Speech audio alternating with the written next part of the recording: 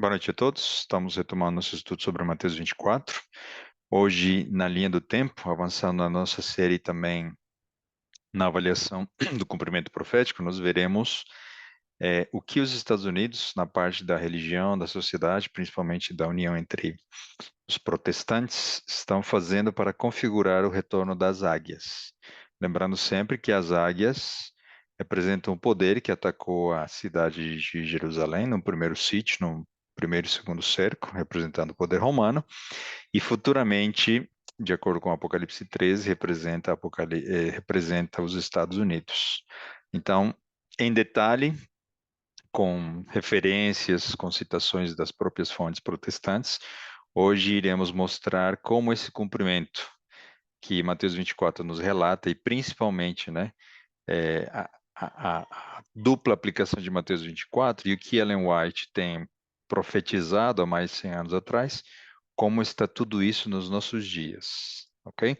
No cenário americano, mas sempre pensando no nosso contexto Brasil e latino-americano, onde essas questões se refletem em escala menor, tá bom?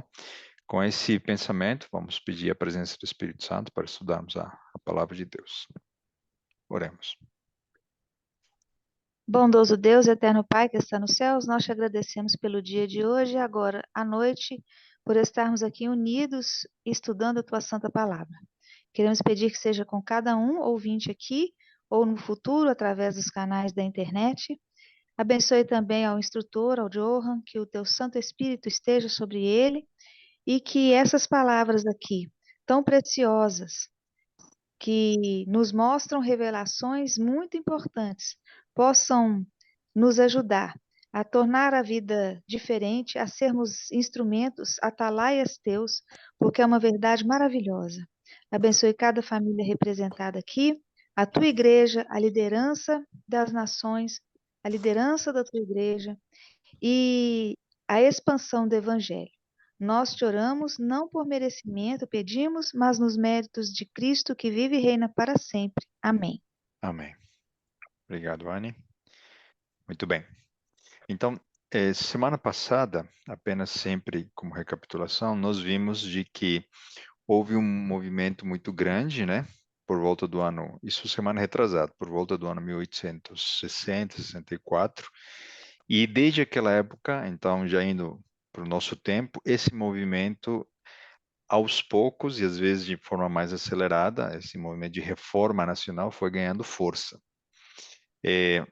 Os líderes desses movimentos, né, principalmente protestantes, eles têm puxado essa agenda em rumo a essa questão de colocar a religião como guia e orientação para a sociedade americana, ok?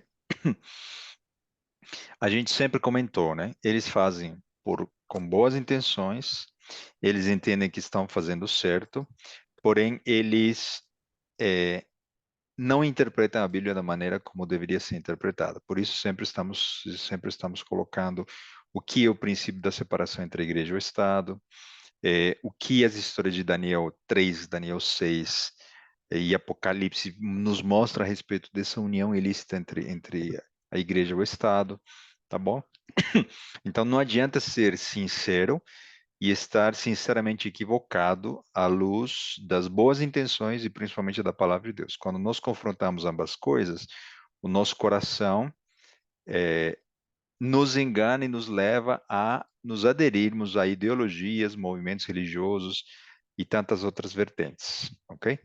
Então, a maneira de exemplo, quando essa união acontecer, o que 1 Tessalonicenses 5,3 nos diz? Quando andarem dizendo paz e segurança, eis que lhes sobrevirá repentina destruição. Como vêm as dores do parto, aqui está para dar à luz, e de nenhum modo escaparão. Nós estamos vendo com as tragédias, né, as dores do parto. E as dores do parto em todas as áreas, né? Bélica, sociedade, etc. E essa paz que é descrita aqui, ela só vai ser possível quando nós analisarmos Mateus 24 e o que nós estamos estudando. Quem vai promover essa paz? Serão os religiosos. Quem vai trazer essa segurança? A união da igreja e o Estado. Então percebam que aqui nós temos uma conexão muito importante com o que nós estamos estudando, porque esse governo global que está em formação vai promover uma paz, vai promover uma segurança, mas que para que isso faça total sentido para todos, primeiro vai ocorrer uma ruptura, um rasgamento entre o que é direita e esquerda, entre o que é Hamas e Israel, entre ideologias e religião, para quando as tragédias, né, amplificando essa ruptura, todo mundo chega à conclusão de que é melhor separar as arestas e nos unirmos com os pontos de vista em comum em prol de segurança ambiental, econômica, do ponto de vista da moral, etc. Tá bom? Então, essa paz e segurança é momentânea, é passageira e é superficial e é baseada apenas em boas intenções, herança pura do que um dia foi o sacrifício de Caim, ok?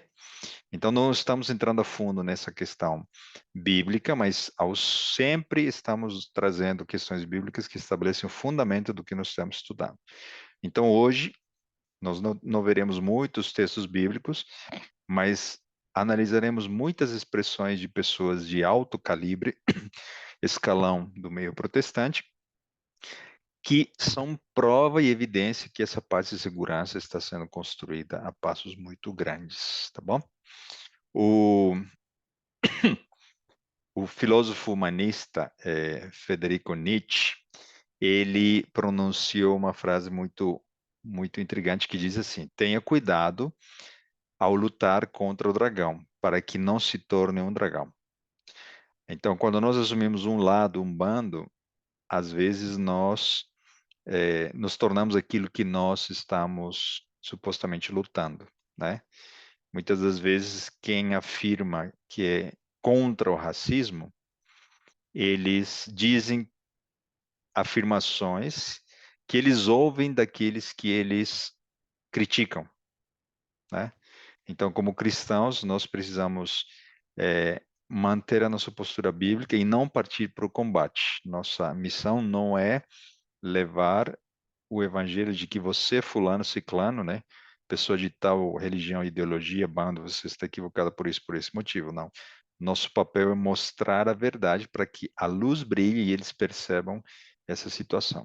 Então, os ministros que hoje lutam para que essa agenda de paz e segurança ocorra, eles criticam justamente esse humanismo secular. Então, vamos analisar muito expressões de protestantes, como eu disse, líderes de alto reconhecimento, para entendermos o que eles dizem. Entre eles estão Charles Colson, que foi presidente do International Prison Ministries, James Kennedy, ele foi fundador de um mega ministério nos Estados Unidos, na Flórida, em Fort Lauderdale. Pat Robertson, o presidente da Christian Broadcast Network, CBN, quem já ouviu falar do Clube 700 nos Estados Unidos. Jerry Falwell, eu vou trazer todos os textos citando esses nomes, tá? Apenas agora estou lendo aqui no meu roteiro. Jerry Falwell, por décadas pastor da mega igreja batista de Thomas Roth e fundador da Liberty University em Lawrence, Virgínia. Ok? James Dobson foi presidente do mega ministério Focus on the Family, todos os protestantes. Rod Parsley, fundador do mega ministério Harvest Ministries, em Columbus, Ohio. Gary Bauer, diretor do Family Research Council. Charles Stanley, pastor da primeira igreja batista de Atlanta, na Georgia. Bill Brigham, ele foi também o líder de um mega ministério para alcançar os estudantes universitários das universidades seculares. William Bennett, Tim LaHaye, presidente da American Coalition for Traditional Values, uma colisão para resgate dos valores, né? John Hedge, pastor e fundador da mega igreja de Cornerstone, em San Antonio, Texas. Raul Riff, diretor da poderosa organização a Coalição Cristã Lobista, ok? Na região de Washington. John Whitehead, fundador da Rutherford Institute, uma organização internacional que se ocupa para proteger as liberdades religiosas. Ok?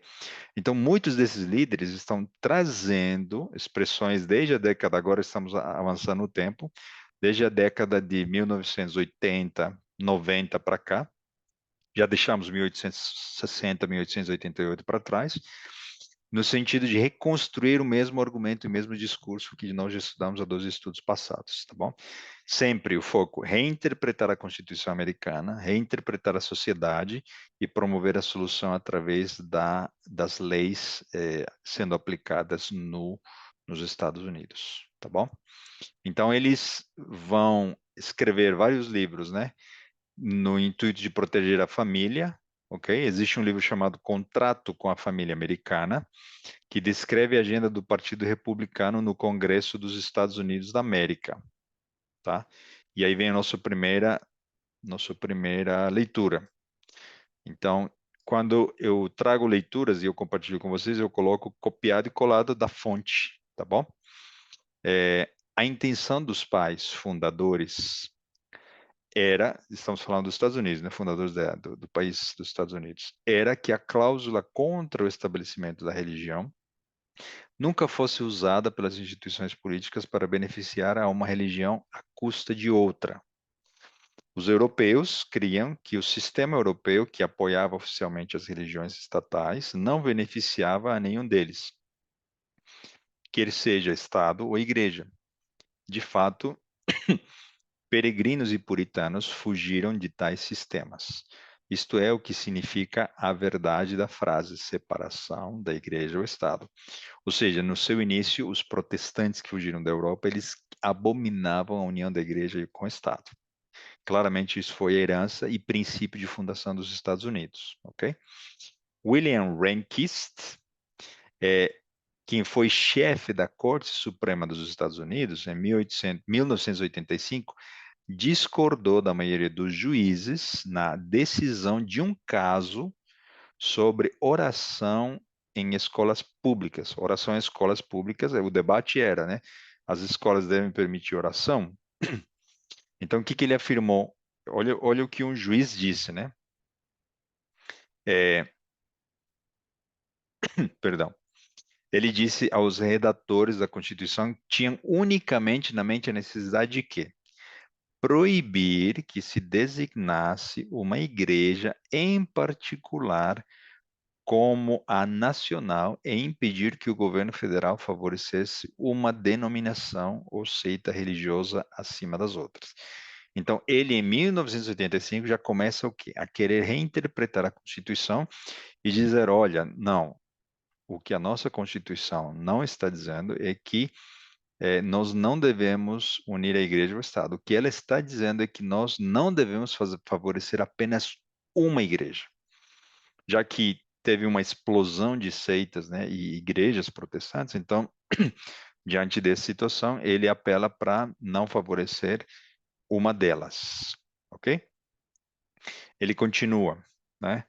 É, a respeito dessa mesma interpretação, né? Reinterpretar a primeira emenda da Constituição. Ele diz que a linguagem proíbe o Congresso de elaborar qualquer lei que estabeleça qualquer observância religiosa. A palavra religião não tem artigo definido nem indefinido. Então ele disse assim: proibia o estabelecimento de uma religião nacional ou a preferência entre seitas ou denominações religiosas. Segundo ele, não proibia que o governo federal provesse ajuda em matéria de religião sem discriminação. Então percebam a mudança na retórica jurídica, né, do, desse juiz. Okay? Em outras palavras, ele está dizendo o quê? Que o governo federal tem o direito de ajudar a religião, contanto que ajudasse todas as religiões por igual. Estão entendendo como a sociedade e as análises vão mudando? Pat Robertson, ele, na revista Cosmopolitan de janeiro de 1995, ele diz o seguinte: a primeira emenda afirma que o Congresso não pode estabelecer uma religião nacional. Ponto final.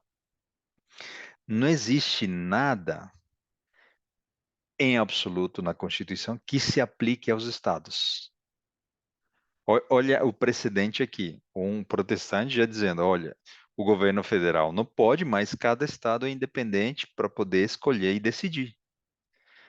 E aí, o que ocorre com o tempo? Se um estado influente, Califórnia, ou outro mais conservador, né, que seja, aos poucos vão ganhando adeptos internamente nas suas legislações estaduais, começam a formular essa união da igreja e estado, com o tempo isso sobe para uma esfera federal, né?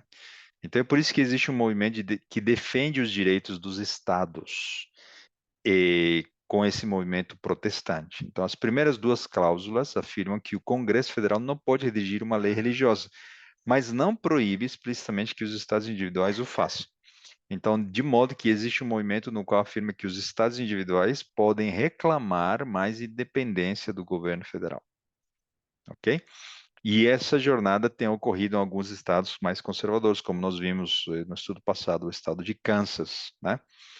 Então, quando o movimento da direita enxergou todas essas questões, eles estabeleceram uma estratégia. A gente comentou das passeatas, né? Existe uma passeata que ocorreu no Washington e o nome dela era Washington para Jesus. É, naquela passeata, Pat Robertson, ele carregou uma cruz. Não sei se vocês já estão pensando que no Brasil existe algo semelhante e similar, né? Fugiu o nome até aqui agora, a passeata. Acho que até o nome é o mesmo, né? Passeata para Jesus. Então, qual é a estratégia agora da direita, que simpatiza muito com a religião, com os protestantes? Tirar proveito desses movimentos religiosos para poder trazer à tona essas questões de retorno da moral, da religiosidade, tá? Então, só que o movimento da direita, ele se sofisticou. Essas passeatas continuam ocorrendo ano após ano, né? Elas reivindicam outro tipo de passeatas que ocorrem na mesma cidade, estou falando de São Paulo, né? Em outra situação. Porém, eles viram de que eles ganham mais quando eles trabalham nas bases. Não adianta chamar 1 milhão de pessoas para passeata, ter alguma mídia dando visibilidade, se a grande maioria da população assiste e não decide nada. Então, a estratégia da direita conservadora tem sido que trabalhar de maneira local nas suas bases, nos movimentos sociais e religiosos para elegerem governadores, deputados, representantes, né, falando do, dessa união, e elegendo representantes que possam puxar essa agenda para o lado das mudanças nas leis, tá bom? Então a estratégia agora é política local. E aí entra o que eu contei como testemunho na semana passada, né? É, os movimentos já estão ocorrendo em cada bairro das nossas cidades, no intuito de promover um projeto muito maior daquele que nós enxergamos nas mídias. Ralph Reed descreveu esta mudança de estratégia da seguinte maneira: procuramos nos mobilizar contra o governo federal em Washington quando deveríamos estar concentrados nos estados. A verdadeira batalha que deve ocupar os cristãos está em seus bairros, em suas juntas escolares, seus conselhos municipais e legislaturas estaduais. Isso está avançando, não só lá, mas também no Brasil, de uma maneira tão forte e intensa que nós não estamos percebendo. Alguns de nós, né? Outros já têm até experiências pessoais a respeito disso se concretizando na sua esfera ali, onde você mora, no seu bairro, na sua cidade. Também tem se falado da necessidade de emendar a Constituição para proteger aos cristãos contra a discriminação no exercício da religião. A direita religiosa está afirmando que estão sofrendo perseguição porque o governo não permite colocar partos em propriedades do governo e porque o juiz supremo da Corte Suprema do Alabama proibiu colocar um monumento com os 10 mandamentos em seu tribunal. Por exemplo, né, estamos trazendo um exemplo prático, quiseram colocar os 10 mandamentos como um monumento em frente ao tribunal. E alguém com muito conhecimento da Constituição disse, isso é favorecer a religião, isso não promove nada a liberdade de expressão religiosa. Né? E aí houve um debate, enfim. E em situações onde nós vemos algo semelhante, né? E aí podemos falar melhor nos momentos de perguntas e respostas, né? Quando nós terminamos a gravação, exemplos práticos de que no Brasil está ocorrendo também ataques contra os conservadores, porque eles se opõem a questões hoje já de legislação, né? A respeito dos supostos bons costumes que os conservadores têm, quando eles se opõem a realizar ou produzir algum produto que vai contra algum pedido de algum, de algum tipo de situação. Eu estou sendo muito genérico, estudando voltas neste momento, porque dependendo do que eu falar aqui, a gente pode ser cortado o nosso canal, as consequências podem ser muito drásticas. Ok? Então, num ambiente mais fechado, mas estamos levando a palavra, mas não estamos querendo ferir ninguém. Mas percebem que a legislação já avançou de maneira que se um conservador se opõe diretamente a um tipo de legislação hoje, ele pode ser punido e cortado por um juiz ou pode ser processado.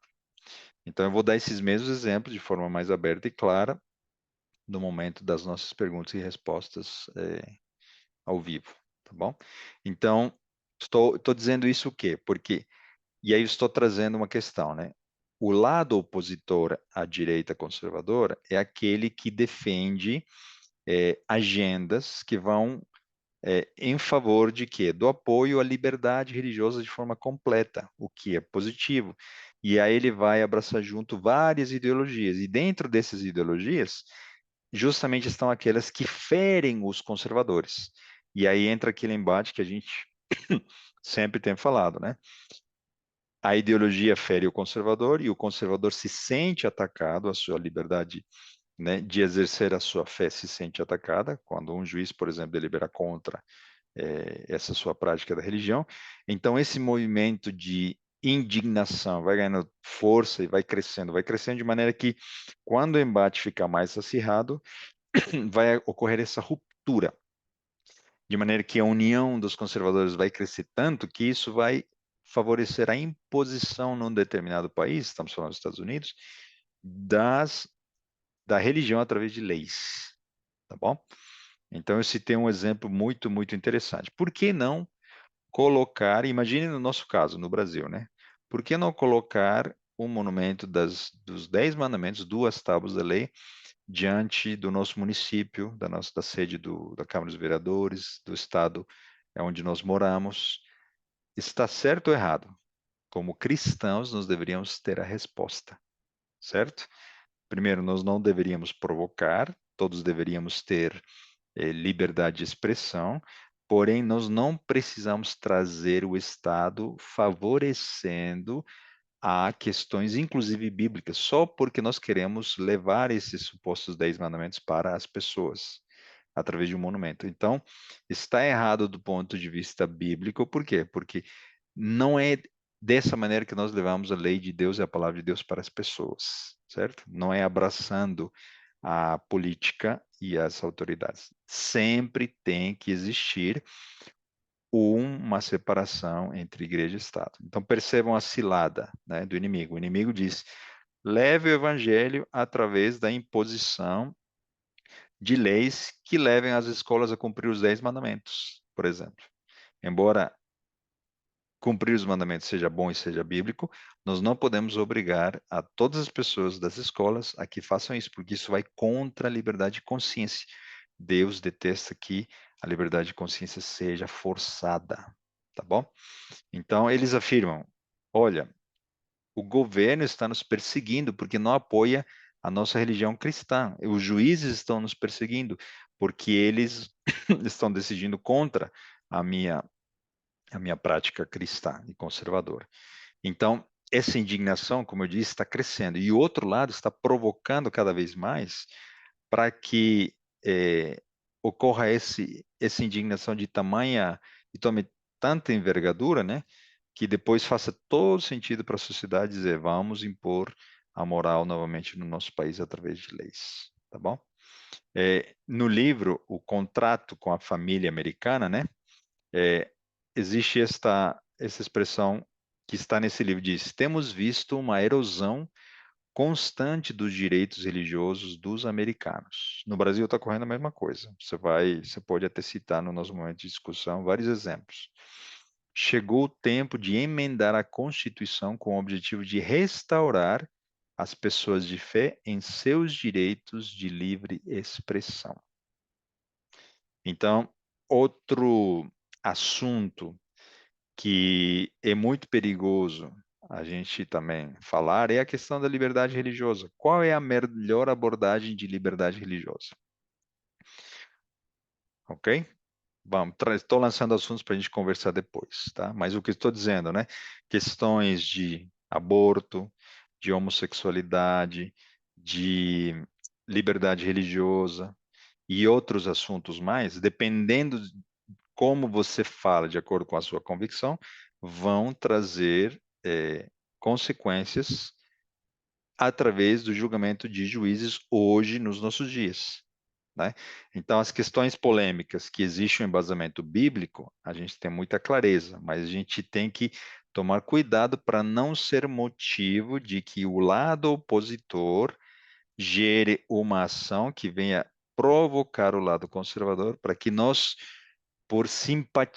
estando simpatizados com o lado conservador, nos ajuntemos ao lado conservador e digamos, vamos, né, colocar este país novamente sob o comando de Deus da religião.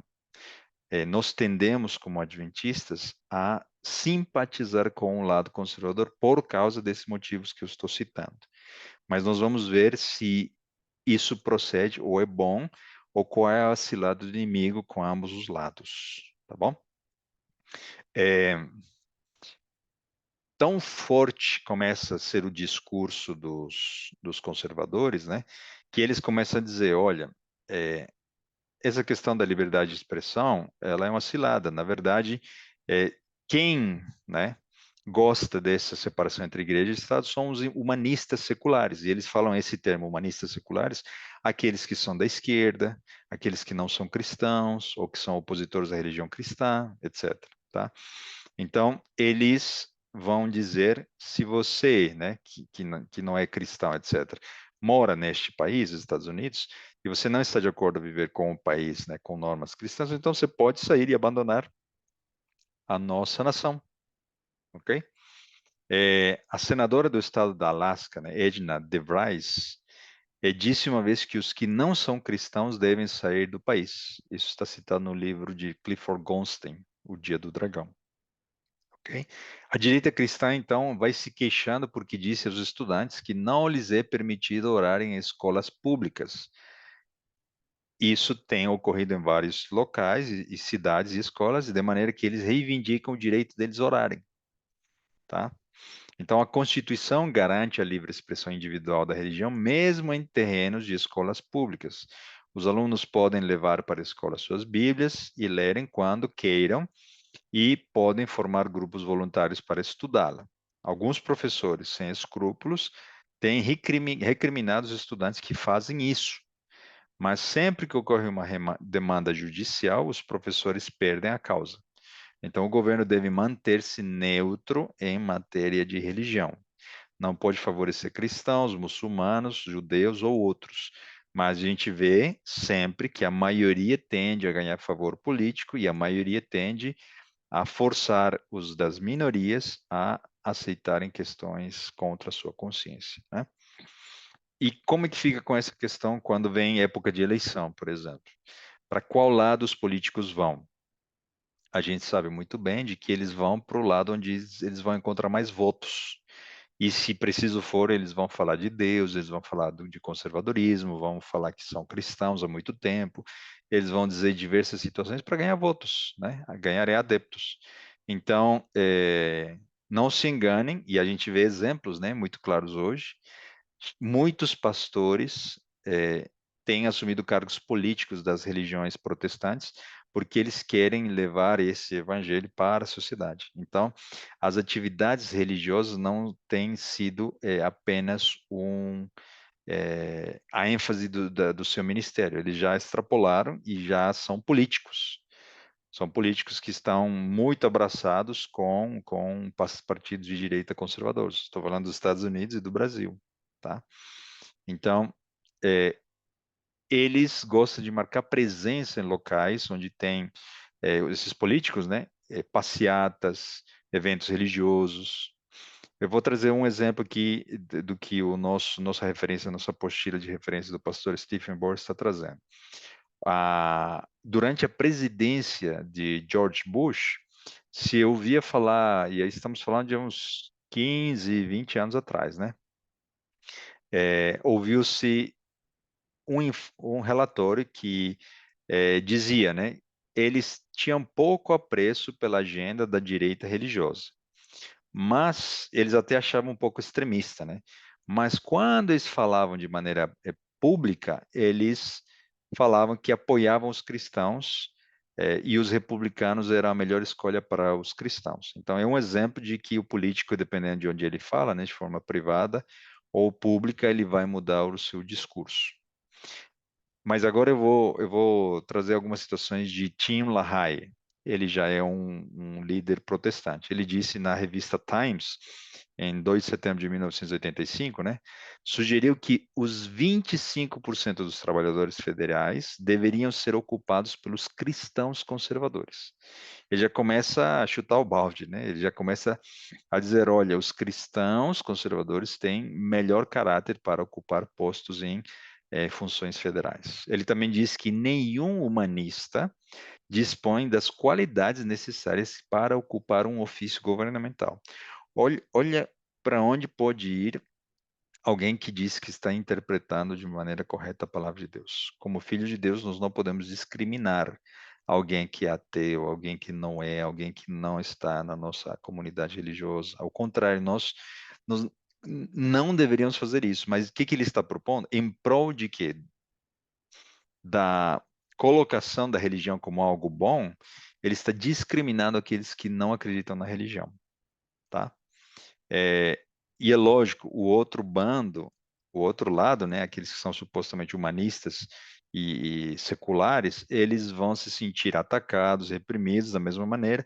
Essas minorias vão trazer agendas, né, novamente em defesa dos seus direitos, com toda razão.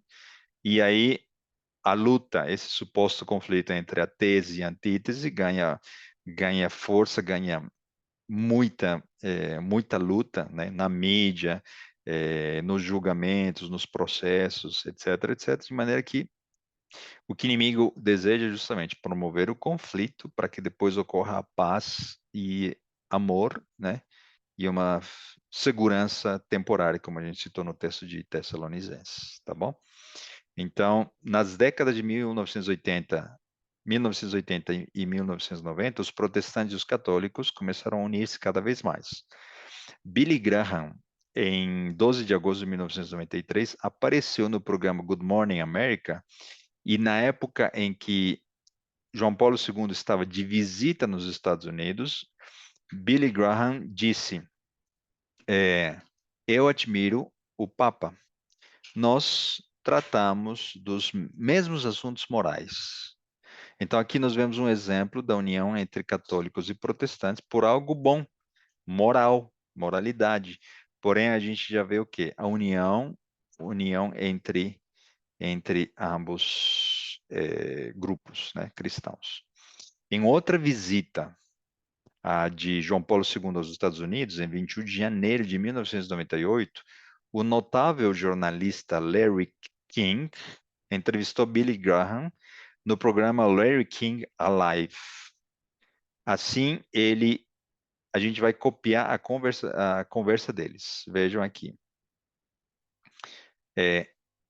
O jornalista está perguntando, né? Você se sente confortável em Salt Lake City? Se sente confortável com o Vaticano? Olha, estamos falando de 1998, uma das primeiras visitas de um sumo pontífice aos Estados Unidos. O país, o poder perseguidor antes da época da Reforma, visitando o país protestante que fugiu dessa perseguição católica no passado, né? Você se sente confortável? A pergunta. A resposta dele: sim, me sinto muito confortável com o Vaticano. Tenho visitado o Papa várias vezes e, de fato, no dia da sua posse, quando ele foi feito Papa, eu estava pregando em sua catedral na Cracóvia. Eu era seu convidado. Então King disse: Você estava pregando em sua igreja no dia em que foi eleito Papa? Sim, isto é correto, na Cracóvia. E ele deu risada. Você deve ter ficado muito emocionado? Claro que estava, sabe? Havia gritos nas ruas no dia seguinte: polonês, Papa polonês. Aqui houve um erro da tradução. Papa polonês. King então disse: Você gosta deste Papa? Eu gosto muito. Ele é muito conservador. Ele e eu estamos de acordo em quase tudo. Então, nesses 400, perdão, já são mais de 500 anos de protestantismo, desde que surgiu Martinho Lutero, os protestantes e os católicos têm se unido de uma maneira que nós nem imaginamos. Essa entrevista é de quando? 1998, ok? Da Universidade Jesuíta, perdão, de Belmont Abbey College, alguém escreveu para a universidade uma carta perguntando se era verdade que Billy Graham havia recebido tal título. Qual o título que ele recebeu? De uma universidade jesuíta, ele recebeu o doutorado honorífico de uma universidade jesuíta. Os jesuítas em um movimento católico, ok? E a resposta a essa carta foi: Billy Graham apresentou um discurso inspirador e teologicamente correto que poderia haver sido pregado pelo bispo Fulton, Sheen, Sheen, ou qualquer outro pregador católico. Eu acompanhei de perto a carreira de Billy Graham e devo enfatizar que ele tem sido mais católico do que não. Não digo isso de maneira partidária, mas como fato. Estou disposto a dizer que ele poderia unir os católicos e protestantes num espírito ecumênico saudável. Eu fui o primeiro católico a convidar Billy Graham.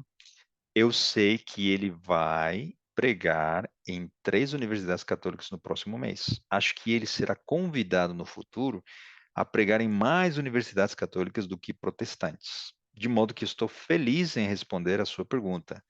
Billy Graham está pregando uma mensagem moral e evangélica que é perfeitamente aceitável para os católicos. Isso é lá da época de 1998, recentemente, né? É, vou tecer um comentário como parênteses, né? Mesmo que ele tenha falado sobre coisas boas sobre a graça, sobre o amor de Jesus, Billy Graham, né? Por ele ter, desde ele já é falecido, né? Por ele ter tido claramente essa tendência de unificação, né? Vias a formação das águias, né? Voltando a atacar o povo de Deus, nós não deveríamos citar nas nossas pregações, nas nossas mensagens, nenhuma frase e expressão de Billy Graham, só pelo fato dele falar coisas bonitas a respeito, por exemplo, do amor de Deus, do amor de Cristo. Pelo menos é a minha opinião. Aqui eu fecho parênteses, porque de uma mesma fonte a gente não bebe dois tipos de, de água, né? Então, de novo, estamos falando de fatos e expressões que ocorreram citando as fontes aqui. Então, cabe a cada um de vocês fazer a sua escolha. Por isso que nos nossos textos, nas nossas literaturas, nós deveríamos ter sempre o quê? Bíblia, mais Bíblia e Espírito de profecia. Obviamente, os nossos teólogos têm comentários fascinantes, mas eles seguem uma mesma linha, né? Que é base e fundamento da nossa Bíblia, o Espírito de profecia. Quando há alguém que de fora bebeu de outra fonte, seja uma universidade jesuíta, uma universidade protestante, uma universidade, etc., seja no mestrado, doutorado dele, precisamos ter muito cuidado, porque ao beber de outra fonte, né, as águas se contaminam e aí vem discursos, mensagens adocicadas que aos poucos vão minando nosso pensamento a respeito da santificação, da glorificação, do santuário, vem trazendo relativismo, vem trazendo tantas coisas, tá? Então me desculpem, acabei estendendo um pouco meu parênteses, mas eu me lembrei dessa questão. Com o tempo, isso vem ocorrendo também na nossa igreja adventista, tá bom?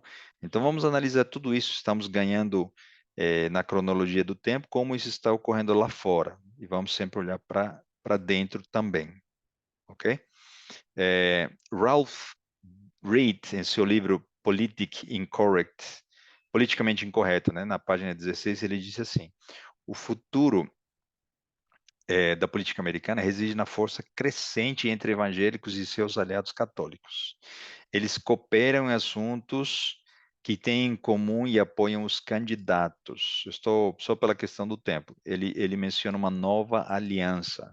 Não vou ler todas as citações aqui, nem sempre, tá? Em outro momento, quando ele foi convidado para uma campanha para a América Católica, ele disse assim: eu creio que se os católicos e os evangélicos se unissem, podemos eleger a qualquer pessoa que se postule para um posto político. Esta união é uma força que está surgindo no eleitorado de hoje. O Papa usa a expressão hierarquia de doutrina.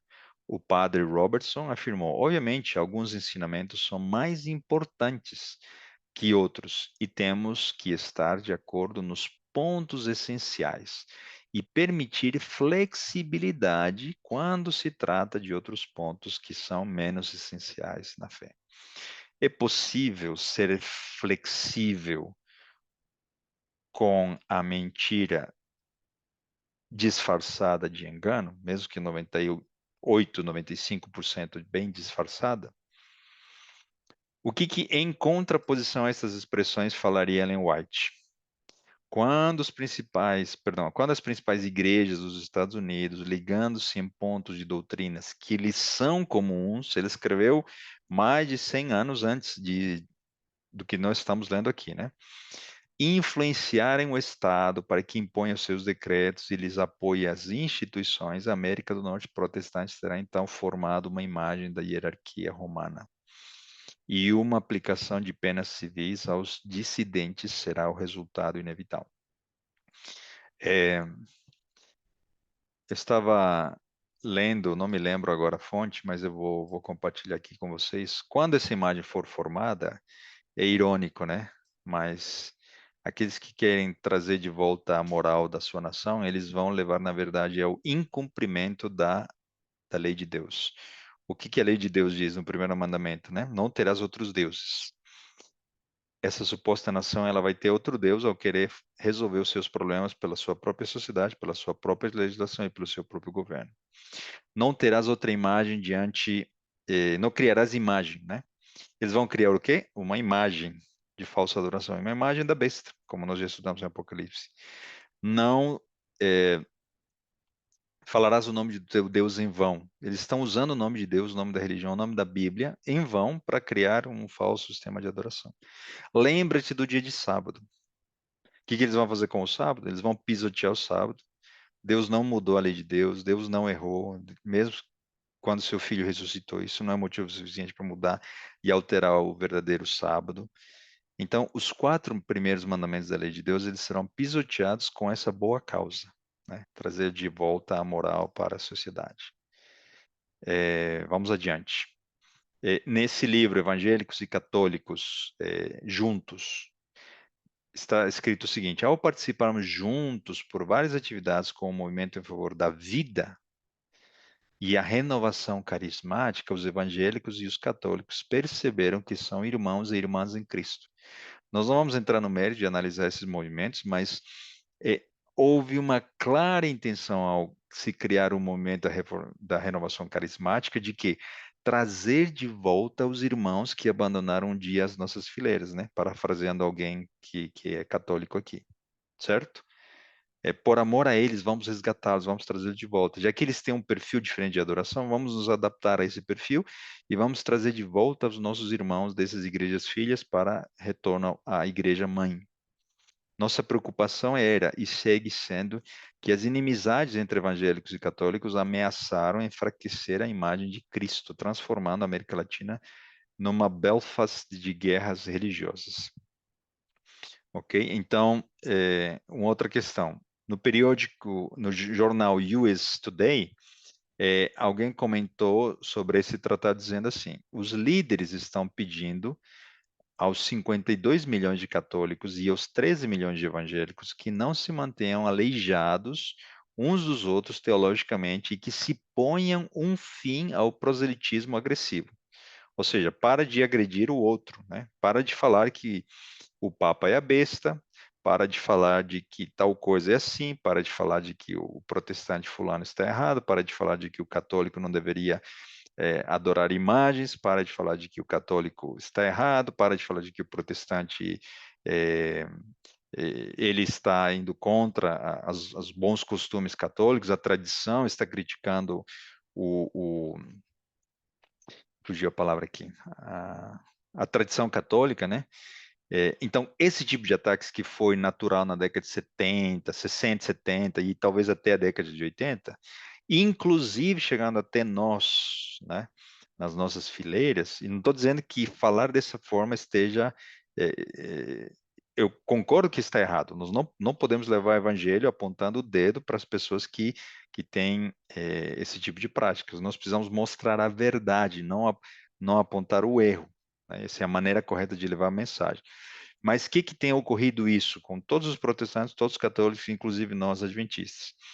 Nós temos diminuído drasticamente o número em frequência e assunto e profundidade dos nossos estudos de Apocalipse, do Santuário, de Daniel, porque esses estudos proféticos apontam claramente aos poderes enganadores, por exemplo.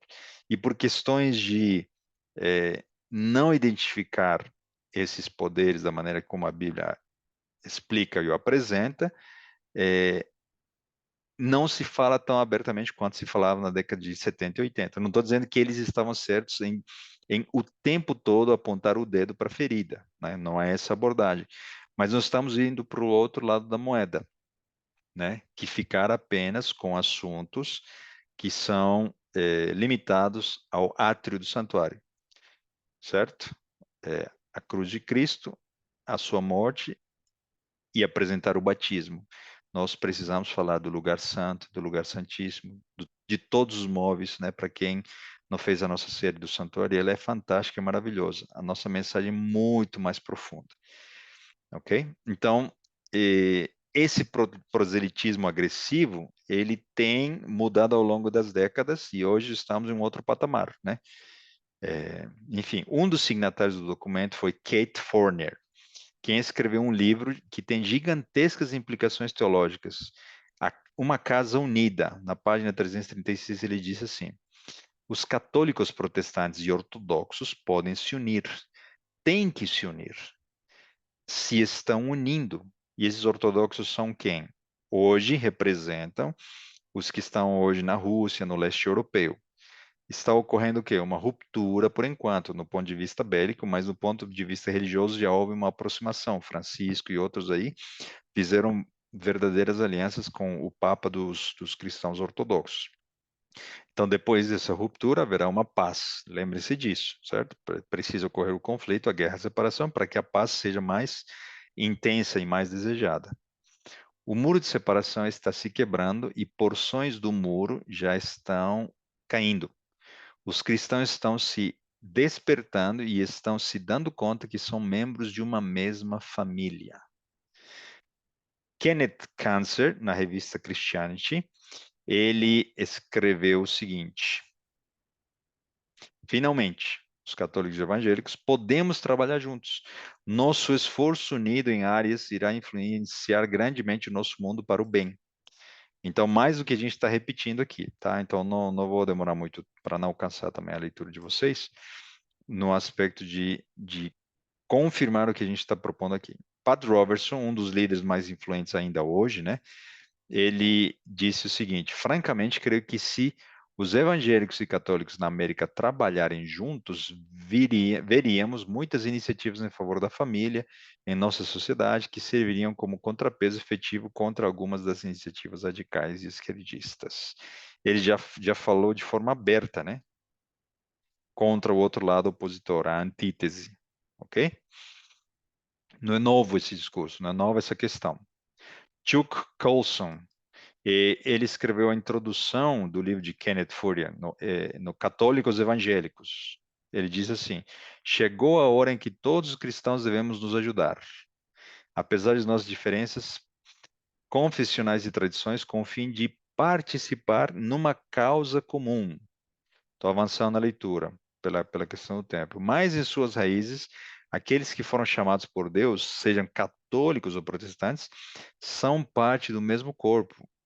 O conceito de Apocalipse, né? Uma mesma família, igreja mãe, igrejas filhas. O que tem em comum é uma crença, no básico, o nascimento virginal, a deidade de Cristo, sua ressurreição corporal, seu regresso iminente e a autoridade da palavra infalível. Também compartilham, olha, uma mesma missão: apresentar a Cristo como Salvador em um mundo que o necessita. Estou orando para que católicos e protestantes leiam este livro e que possam servir como ponto para superar as divisões históricas na igreja que têm se debilitado nosso impacto sobre a cultura hoje. E nós, como adventistas, deveríamos ter muito claro também o que é união na diversidade. Que tipo de união a Bíblia prega? Porque a Bíblia prega união do corpo de Cristo. Ok?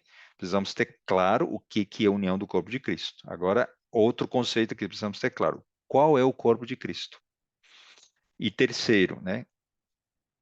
Qual é a diversidade que nós temos que aceitar dentro do corpo de Cristo para, de fato, cumprir o que a Bíblia diz? Unir o que é diferente dentro do corpo de Cristo.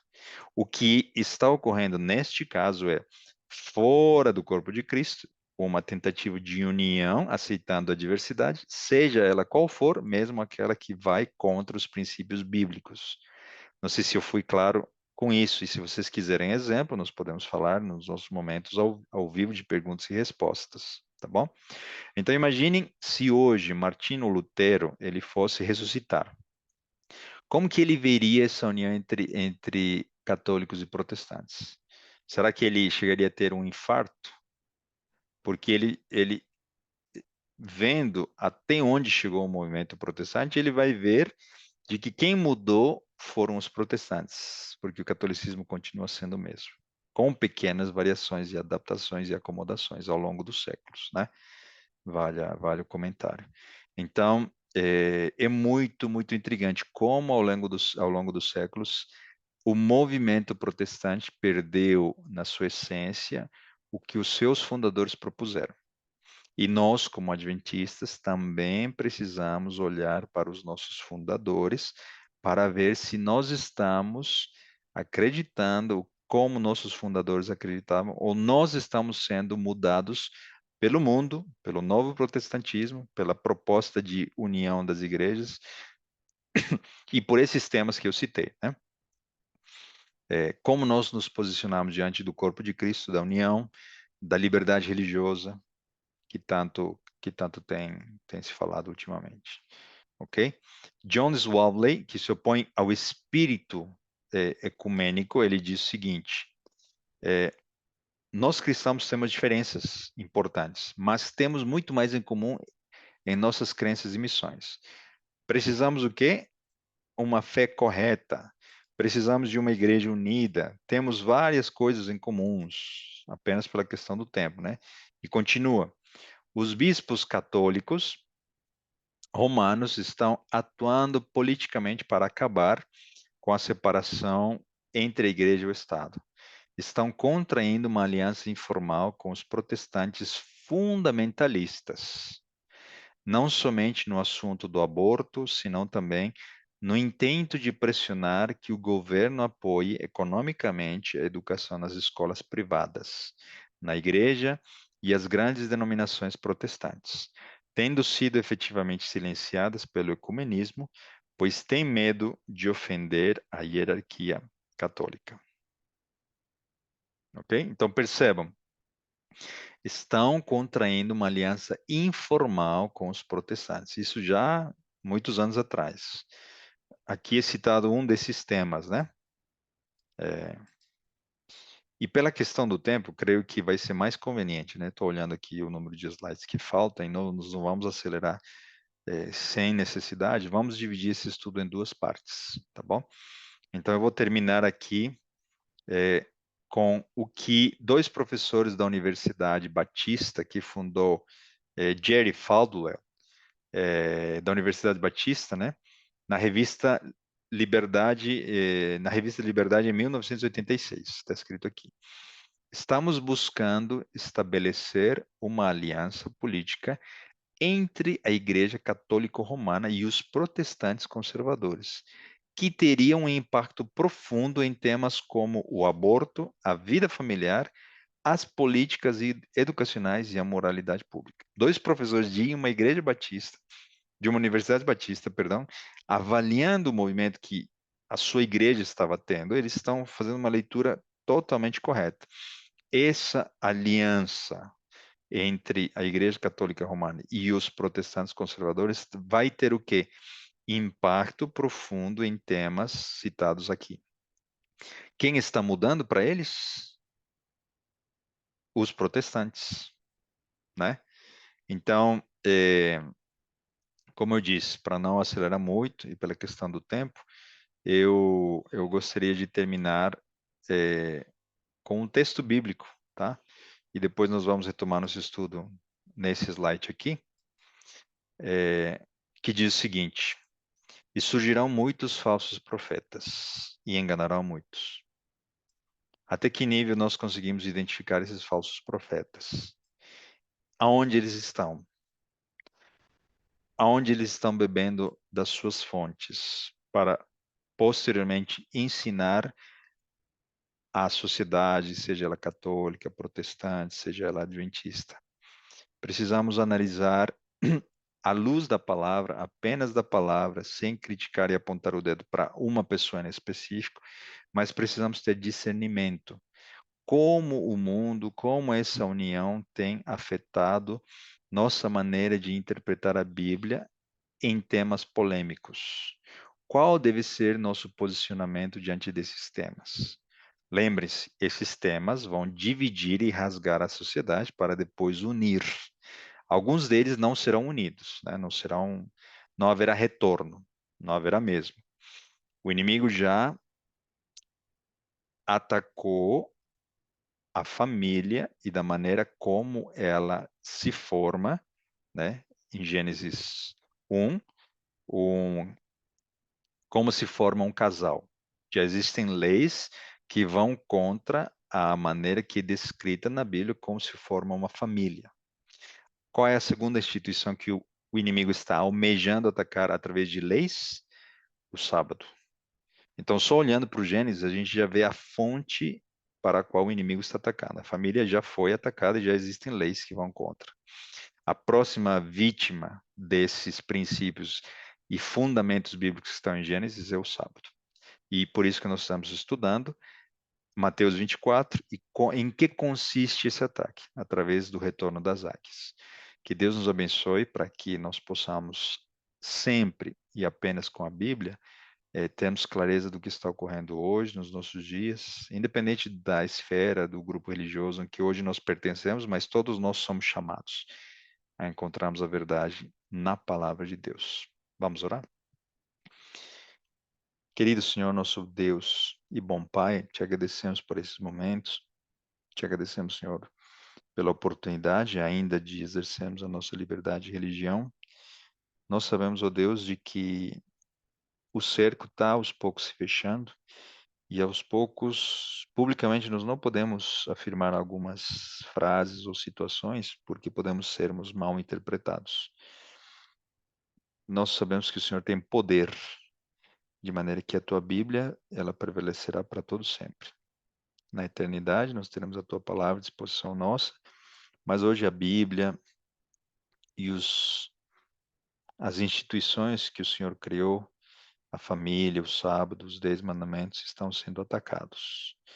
Existe esse movimento, nós queremos reconhecê-lo, não para atacar esse movimento, e sim trazer pessoas desse movimento que são sinceras, honestas, fiéis a Ti, ao reconhecerem a verdade e o engano, abandonarem Babilônia.